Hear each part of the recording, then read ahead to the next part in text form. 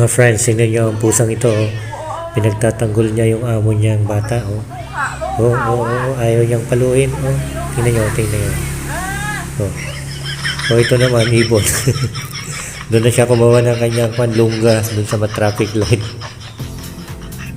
Ito naman aso. Oh, hide and seek. Oh, malalaman kaya niya kung asan ang amo niya.